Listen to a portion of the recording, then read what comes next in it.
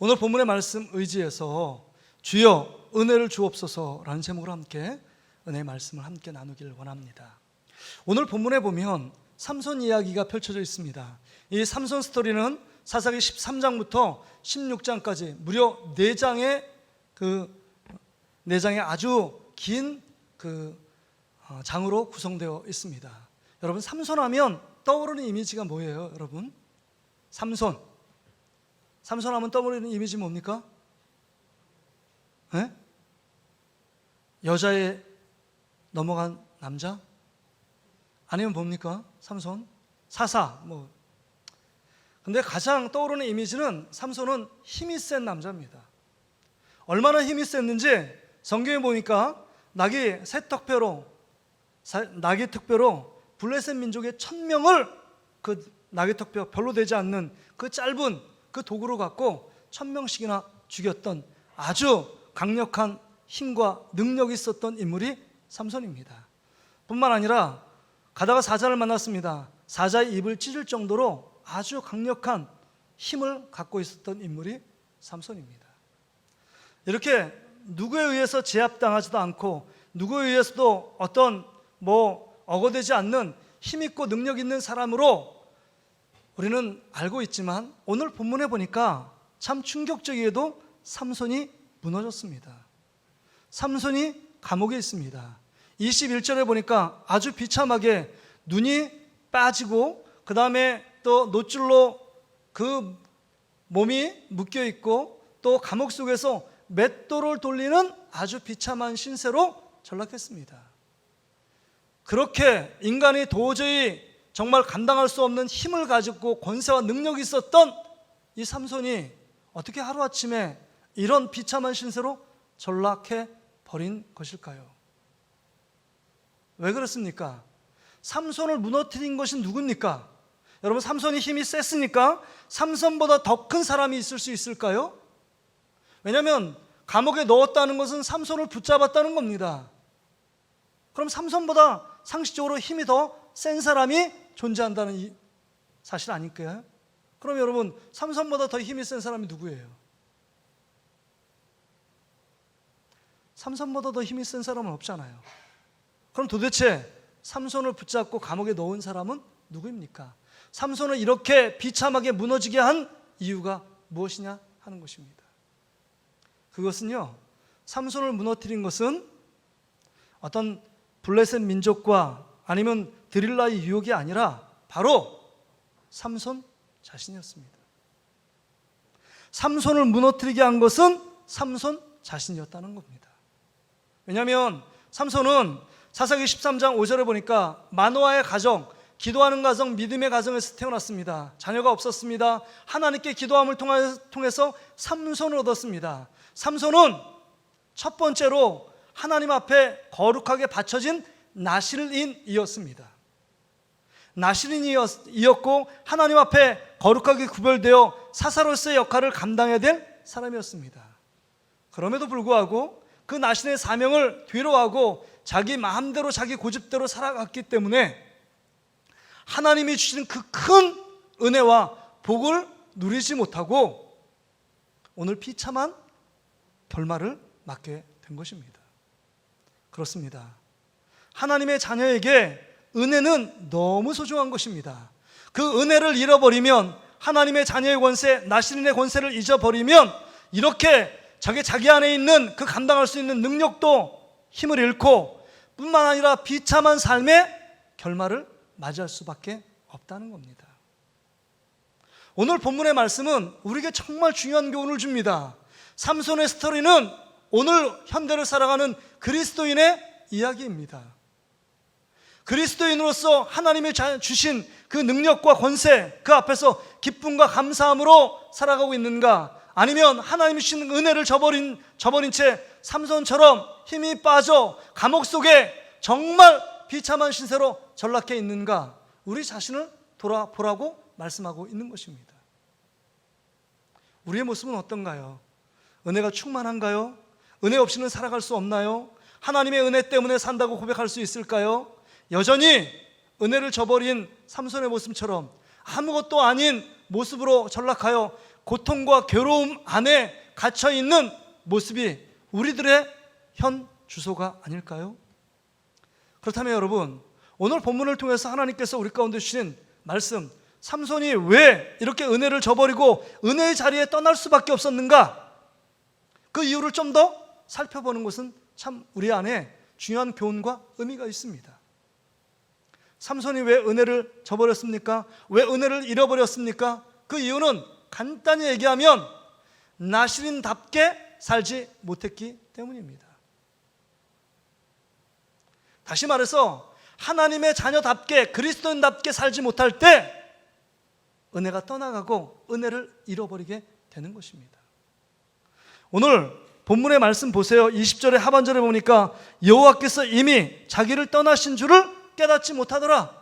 은혜가 떠나니까 자기에게 늘 있을 거라고 생각했던 그 힘과 권세와 능력이 사라진 모습입니다. 평범한 사람보다도 힘이 없어요. 은혜가 떨어지니까요.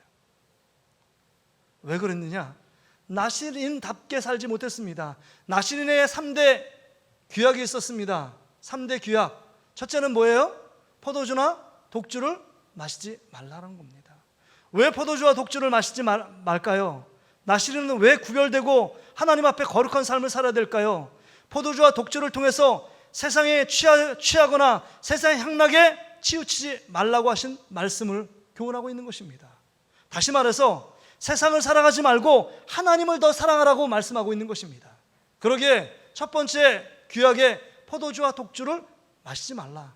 근데 삼손은 포도주와 독주에 취해 있었습니다. 주색에 취해 있어요. 두 번째 규약은 뭡니까? 부정한 것을 만지지 말래요. 나실이는. 그래서 시체를 만지면 안 됩니다. 이 말은 하나님께서 하라는 것 하고 하지 말라는 거 하지 말아야 합니다. 그래서 하나님께서 선을 그어 주셨어요. 여기까지는 갈 수 있지만 이 선을 넘으면 안 된다라고 말씀하고 있는 것입니다. 그럼에도 불구하고 삼손은 늘 선을 넘습니다. 죽은 사자 시체를 만집니다. 하나님의 말씀, 나신으로서 나신답게 살지 않습니다. 나신의 길을 가지 않습니다. 마지막으로 오늘 본문에 나왔던 것처럼 머리에 삭도를 대지 말아야 합니다. 이 말씀은 여러분 나실인의 정체성을 얘기하는 것 아닙니까? 하나님의 자녀의 정체성, 그리스도인의 정체성이 뭐냐? 내 마음대로 내 고집대로 살아가는 것이 아니라 하나님이 말씀하신 그 말씀에 순종하며 살라는 것입니다. 세상은 머리가 길면 불편해요. 머리가 없는데도 불편하고 여름에 땡볕더위에 막 땀이 줄줄 흐릅니다. 그럼 단발로 자를 수 있어요. 사람들은 다 단발로 다닙니다. 왜 내가 굳이 머리에 삭도를 대지 않고 머리를 길러야 될까? 이런 생각하며 자기 마음대로 살지 말고 하나님이 명령하신 뜻이 있겠지라고 생각하고 그리스도인은 하나님께서 원하시는 뜻, 하나님이 원하시는 말씀에 순종하며 살라. 이게 머리에 삭도를 대지 말라는 하나님의 의미입니다. 그런데 이 세 가지 규례를 아주 가볍게 여기고 그 모든 세 가지 규례를 헌신짝처럼 버립니다. 그게 결정판이 자기가 갖고 있는 약점, 여자, 정욕에 약했습니다. 드릴라의 유혹에 늘 넘어집니다. 이방 여인과 함께 자기의 인생, 영혼을 팔아먹습니다. 늘 정욕에 취해요. 이성에 약합니다. 이 세 가지 규례를 어긴 삼손의 모습이 드릴라와 함께한 삶을 통해서 적나라하게 드러나고 있는 것입니다. 그렇습니다. 나실인은 나실인답게 행동하지 않고 그 삶을 따라가지 않으면 은혜가 떠난다는 겁니다. 하나님의 엄청난 은혜와 축복을 주셔서 나신으로 삼았다면 그것에 감사하며 부족하고 연약해도 그 주님의 은혜를 사모하며 그 은혜 안에 머물기 위하여 몸부림쳐야 되는데 삼손은 그렇지 못했습니다. 세 가지 규례를 다 잃어버렸습니다. 그래서 그 자신의 연약함, 약점을 극복하지 못하고 그것에 빠져 살아가는 여러분 평범한 사람으로 전락하게 된 것입니다. 그렇다면 여러분들은 지금 어떻게 살고 있느냐 하는 것입니다. 여러분은 무슨 힘으로 살고 있습니까? 하나님의 은혜로 살고 있습니까? 아니면 자기가 갖고 있는 힘으로 살아오고 있습니까? 여러분, 우리가 은혜를 잃어버리면 삼손처럼 자기가 감당할 수 있는 사사로서 나시리로서의 사명을 감당할 수 없습니다. 힘이 떨어집니다. 능력이 없습니다. 감당할 수 있는 권세가 없어요. 그리고 삶이 비참해집니다. 마찬가지 아닙니까? 우리가 하나님의 은혜로 엄청난 축복을 받았어요. 하나님의 자녀의 권세입니다. 영생의 축복을 받았습니다. 세상이 정말 부러워하는 믿음을 우리가 소유하고 있는 자들이에요. 그럼에도 불구하고 하나님 자답게 살지 못함으로 말미암아 은혜가 떨어지니까요, 짜증만 납니다. 불평만 있어요. 그리고 세상을 이길 힘이 없어요. 세상을 대항하여 싸울 믿음이 없습니다. 은혜가 떨어지니까요. 기쁨이 없어요. 죄악의 유혹을 이길 힘이, 은혜가 충만할 때 이길 힘이 있었는데 은혜가 떨어지니까요, 죄악의 낙을 누리고 있는 정반대의 모습을 갖고 있습니다. 세상을 더 사랑합니다. 눈에 보이는 것이 전부인 것처럼 세상을 쫓아가는데 혈안이 되어 있는 우리의 모습입니다. 이게 은혜가 떨어진 자의 삶의 특징입니다. 그러니까 어렵고 힘들 때 은혜가 충만하면 말씀의 자리, 기도의 자리, 예배의 자리, 정말 그것을 사모하며 그곳에 점점 더 가까이 가는데, 은혜가 떨어지면 하나님과 더 멀어져서 기도의 자리를 멀리합니다. 말씀의 자리를 멀리합니다. 예배의 자리에 점점 더 멀어진 우리의 모습들을 볼 수 있습니다. 지금 우리의 상태는 어떻습니까? 삼손의 이 모습이 우리의 모습 아닐까요? 정말 우리의 모습이 삼손의 모습 가운데 집약되어 있는 모습 아닙니까? 오늘 본문의 말씀을 통해서 우리가 하나님 주시는 교훈을 얻어야 합니다. 이렇게 은혜가 떨어지고 은혜의 자리에서 이탈한 그 삼손이 마지막, 여러분 23절 이후에 보니까 하나님의 반전을 이룹니다. 죽어서까지도 이 민족의 사사로서의 역할을 감당하기 위하여 하나님 앞에 부르짖고 있는 삼손의 모습을 봅니다. 그렇다면 오늘 이 말씀을 통해서 은혜가 떨어져 있습니까? 은혜를 회복하고 은혜를 유지하는 방법 두 가지를 성경은 제시합니다. 저의 말이 아니에요. 하나님이 여러분 가운데 주시는 첫 번째 메시지는, 은혜를 회복하고 은혜를 유지하는 첫 번째 비결은 하나님께 회개의 기도로 나가야 합니다. 오늘 본문 여러분 16장 28절 말씀을 보세요. 우리 같이 한번 읽어볼까요? 시작. 삼손이 여호와께 부르짖어 이르되 주 여호와여 구하옵나니 나를 생각하옵소서. 하나님이여 구하옵나니 이번만 나를 강하게 하사 나의 두 눈을 뺀 원수를 단번에 갚게 하옵소서 하고, 지금 삼손이 하나님 앞에 간절하게 부르짖고 있습니다.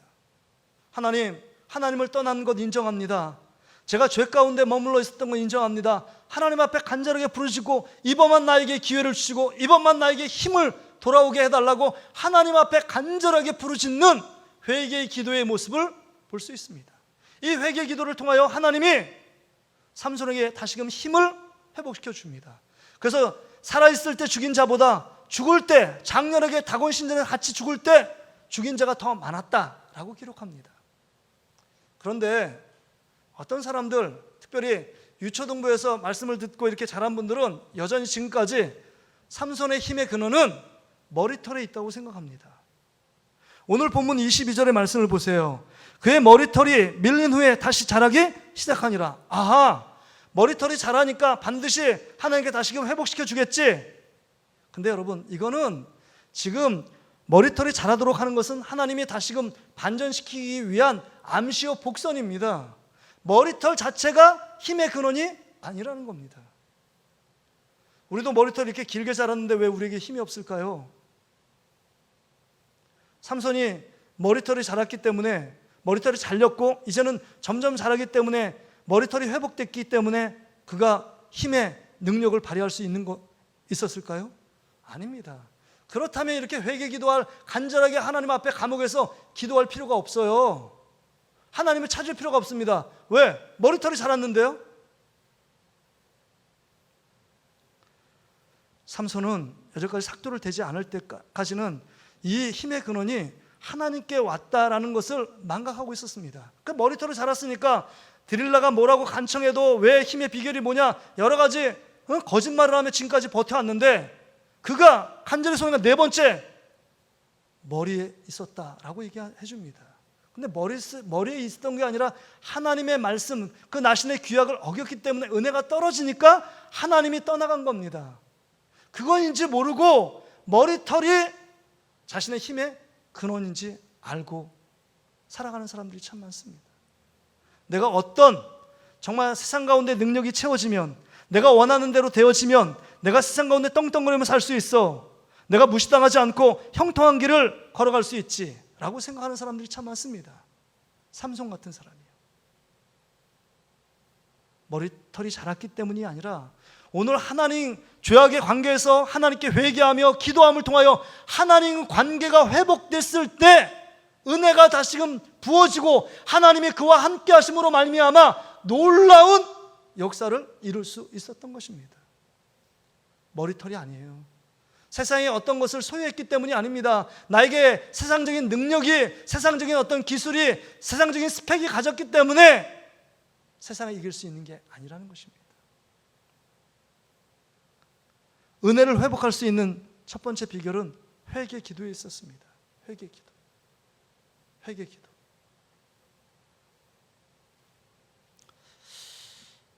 예수의 사람 그 책에 보면 이런 간증이 나와요. 장로님이 평생을 교회를 헌신하며 믿음을 지키며 살았어요. 그 장로님이 하나님 앞에 더 온전한 모습으로 섰어야 되는데 정치만 하시고 그렇게 본이 안 됐던 것 같아요. 그래서 자녀들이 그런데도 불구하고 신실하게 컸습니다. 그 중에 딸내미 하나가 목사님 사모님이 됐어요. 사모님이 새벽마다 기도하다가 하나님께서 주시는 은혜가 있는 거예요. 강력하게. 너 아빠에 가서 아빠가 지금 병상에 누워 있어요. 암 때문에 암 말기입니다. 온몸에 암이 퍼졌어요. 임종 직전입니다. 근데 아빠 장로님한테 가서 말해라. 회개하라고 말해라. 그런 말씀을 주는데 그 마음에 강력한 울림으로 막 다가오는 거예요. 근데 딸이 돼서 아빠 병상에 누워 있는데 오늘 죽을지 내일 죽을지 모르는 상황 가운데 아빠 회개하래. 이런 말이 어떻게 쉽게 나올 수 있을까요? 힘들었습니다. 고민하다가 하지 말까 생각하는데 그럼에도 불구하고 하나님이 강력한 마음을 주시니까 침상에 누워있는 그 장로님 되시는 아빠에게 간 겁니다. 가서 아빠, 하나님 말씀하시는데 아빠 회개하래. 그러니까 그 말을 듣고 병상에 누워있는 힘이 없는데도 불구하고 야! 그딴 소리 하면 가. 내가 지금 평생 동안 하나님을 섬기고 교회를 위해서 이렇게 헌신하고 충성했는데 네가 할 소리가 회개하라 이 한마디밖에 없어? 그리고 딸이 나갔습니다. 근데 3일이 지났어요. 아마 그 딸의 말 때문에 성령께서 그 마음을 막 감동시킨 것 같아요. 하나님이. 그러면서 자녀들과 사위, 며느리를 다 불렀습니다. 그리고 자녀들에게 나를 이 침상에 앉아서 무릎 꿇게 좀 해달라고. 그리고 무릎 꿇고 하나님 앞에서 여태까지 지은 그 죄악들을 그 모든 자녀들 앞에 자백하는 겁니다. 다 고백해요. 눈물을 흘리면서 고백합니다. 그리고 너희들 키우면서 너희들에게 잘못했던 모든 것들을 죄를 고백합니다. 그리고 용서해달라고 이야기를 합니다. 자녀들이 함께 울어요. 하나님이 회개의 은혜를 부어주셔서 이 장로님이 죽음 직전까지 회개할 수 있도록 은혜를 베푸신 거예요. 하나님이 살아가시니까. 그리고 며칠 안 돼서 모든 걸 회개하고 정말 편안하게 행복한 미소로 하나님이 그 영혼을 천국으로 인도하셨습니다. 여러분, 이 시대에 왜 우리의 삶이 힘들고 고통과 낙심과 절망 가운데 있을까요? 은혜가 사라졌기 때문입니다. 회개는 다시금 은혜를 회복하는 축복의 통로입니다. 그러기에 우리 나라가 살 길은, 우리 교회가 살 길은, 우리 성도들이 살 길은, 우리 가정이 살 길은 회개밖에 없습니다. 회개라는 뜻은 헬라어로 하마르티아입니다. 하마르티아. 관역에서 빗나가다, 이게 회개의 원뜻이에요. 하나님 안에, 은혜 안에 머물러야 될 우리들이 다른 것을 추구합니다. 다른 것을 바라봅니다. 다른 것을 붙잡습니다. 다른 것을 사랑합니다. 이게 죄예요. 죄. 이게 죄의 의미입니다. 하마르티아. 그런데 회개는 뭐냐? 이 관역에서 빗나간 우리의 목적을 잃은 우리 삶을 하나님께 고정시키는 것, 하나님께 돌아가는 것, 예수님께 돌아가는 것, 이게 회개입니다.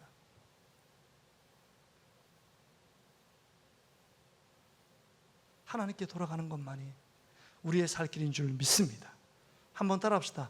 회개만이 살 길입니다.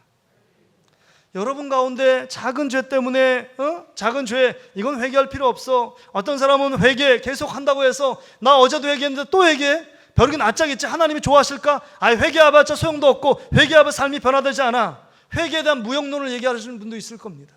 목사님 저는 회개를 15년 했어요. 똑같은 죄를 지으면서 15년 했습니다. 하나님이 용서해 주실까요? 아마 저 같아도 용서해 주지 않을 겁니다. 아니에요. 그건 여러분 생각이에요. 주님의 십자가 앞에 70번씩 7번이라도 죄를 요구하면 구하면 용서해 준다는 것이 하나님의 약속 아닙니까? 그 바다보다 더 넓은 큰 사랑을 갖고 우리가 회개하기를 기다리고 지금도 있습니다. 요맘때나 조맘때나 우리의 모든 죄를 주님 앞에 철저하게 회개하고 정말 조금 지은 죄나 큰 지은 죄나 동일하게 모든 것이 죄인 줄 고백하고 철저하게 예수 그리스도의 십자가 앞에 보혈을 의지하며 하나님 나가 이런 죄악을 지었습니다 라고 고백만 하면 주님께서 우리의 죄를 용서해 주시고 동에서 서가 먼 것처럼 우리의 죄악을 멀게 하시겠다라고 말씀합니다. 주홍같이 우리의 죄가 붉을지라도 양털같이 희게 하시겠다라고 말씀하고 있습니다. 우리가 할 일은 죄 가운데 밥 먹듯이 죄 가운데 있는 우리들이 할 수 있는 일은 하나님의 은혜를 덧입기 위하여 회개의 자리로, 기도의 자리로 나가는 길밖에 없다는 겁니다. 삼손이 그랬습니다.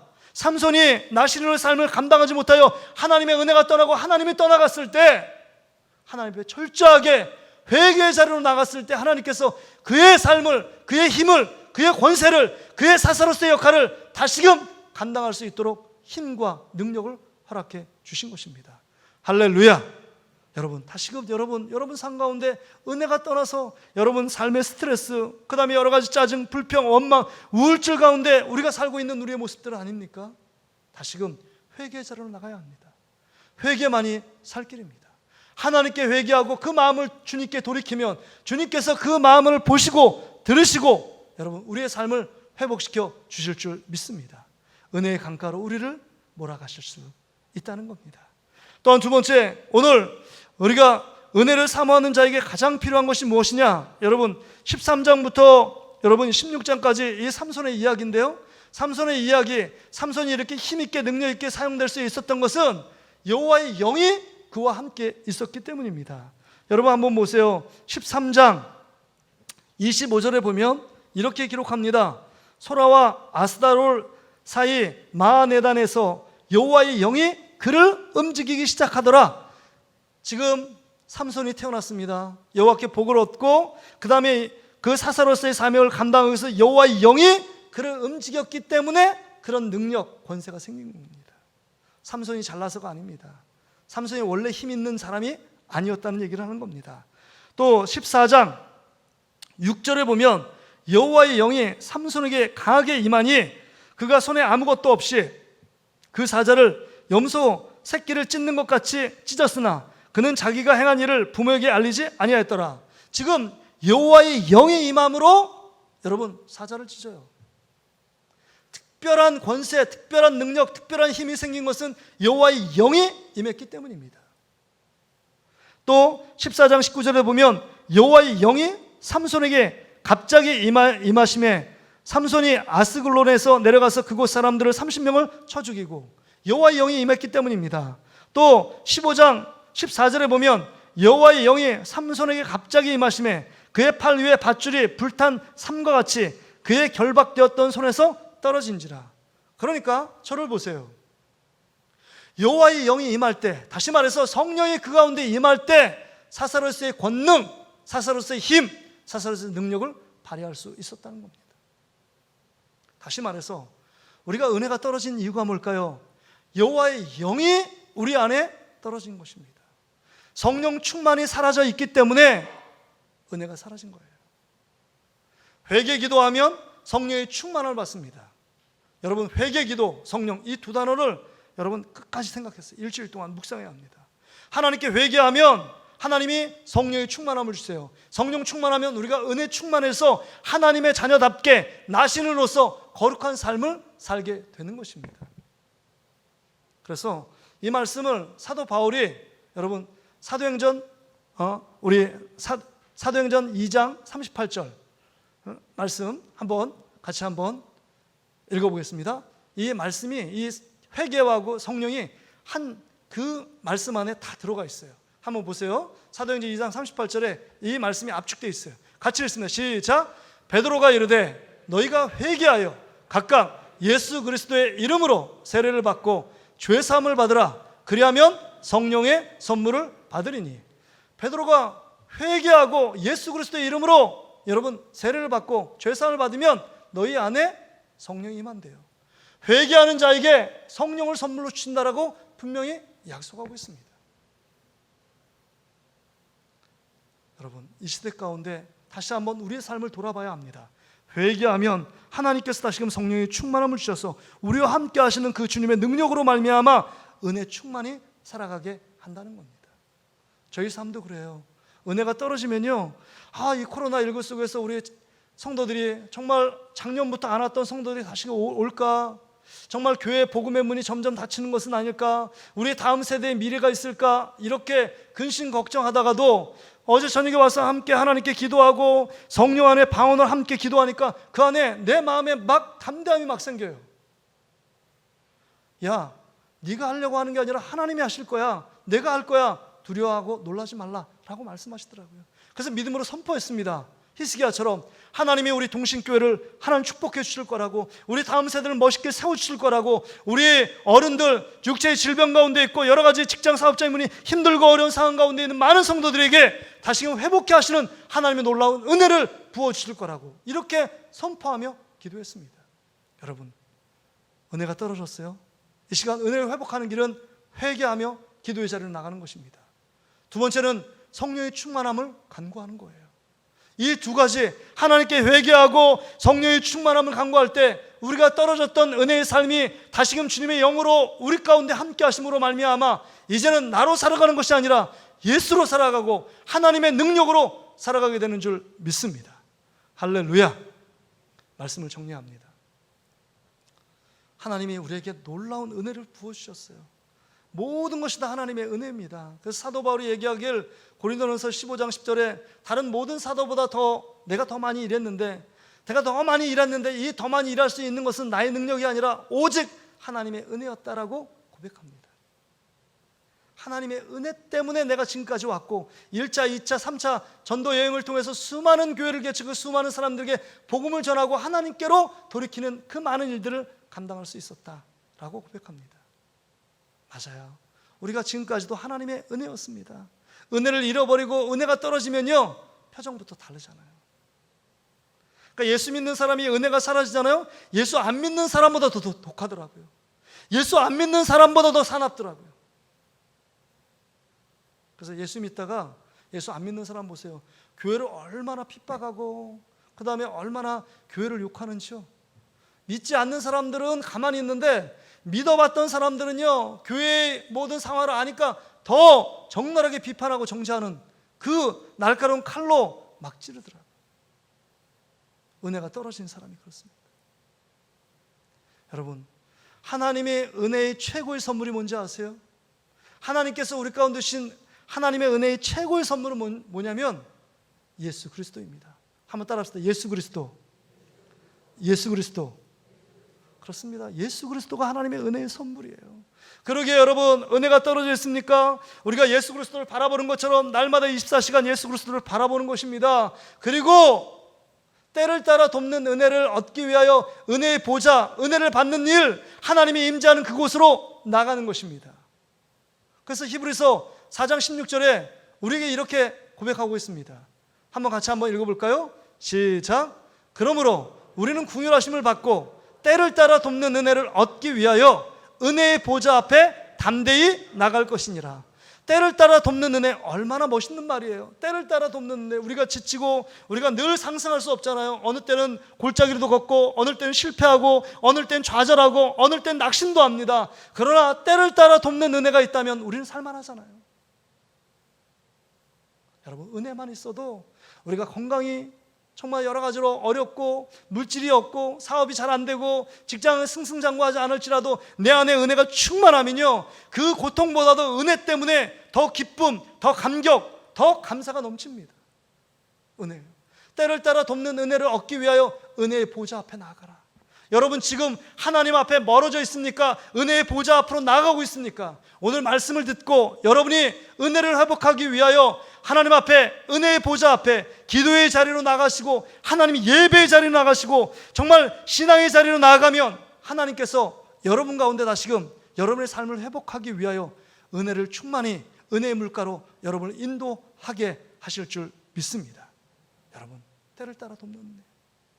그리고 예수님 말씀했잖아요. 야, 너희들이, 내가 33년 동안 살아보니까 너희들에게 한 마지막 유언, 야, 너희는 마가다라방을 떠나지 말고 예루살렘을 떠나지 말고 내가 너에게 보혜사 성령, 너와 함께하고 너를 지도하고 너를 위로하고 너를 하나님의 자녀답게 은혜 충만하게 살아갈 수 있는 힘, 성령의 충만함이 있다. 너희는 다른 거 구하지 말고 성령의 충만함을 간구하라. 그럴 때 사도행전 2장에 보니까 성령의 충만함이 각 사람 가운데 바람처럼 불처럼 임했다라고 말합니다.